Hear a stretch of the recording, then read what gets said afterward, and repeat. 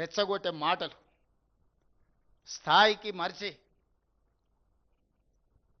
చూస్తుంటే మా ఈగల్ టీంకు చెప్పాల్సి వచ్చేటట్టుంది. నార్కోటిక్ ఎనాలిసిస్ ఏదన్నా గంజాయి కానీ కొకేన్ కానీ హెరాయిన్ కానీ ఏమైనా కొట్టి మాట్లాడుతున్నారా వీళ్ళ మాటలు చూస్తుంటే అని. ఎందుకంటే హోష్లో లేకుండా ఉన్నోడు అట్లాంటి మాటలు మాట్లాడతాడు. హోష్లో ఉన్నోడు, ఈ సమాజం పట్ల బాధ్యత ఉన్నోడు, పెద్ద పెద్ద చదువులు చదువుకున్నా అనుకునేటోడు మాట్లాడే మాటలేనా? ఇలాంటి వాళ్ళకి ఈరోజు ఓటేయమని అడిగితే వాళ్ళు అడుగుతారు. ఎందుకంటే వాళ్ళకి దోపిడీ అలవాటు పడ్డది. ఏ రూపాయి కూడా ఇసుక వదలే, గాలి వదలే, నీరు వదలే, ఇండ్లు వదలే, ఏది వదలే.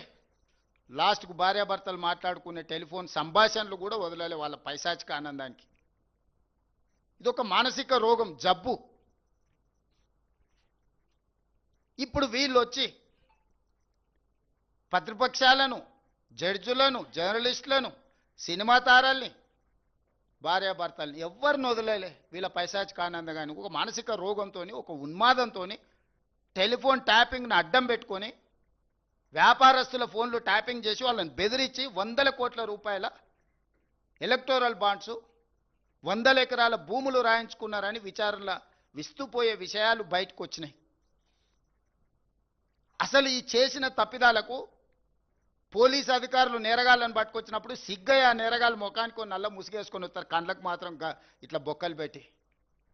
అది పోలీసులు వేయరు, వాళ్ళే వేసుకుంటారు. ముఖాన్ని సమాజానికి చూపించక రేపు మళ్ళీ బజార్లో పోయినప్పుడు ప్రజలు చీదరిస్తారు,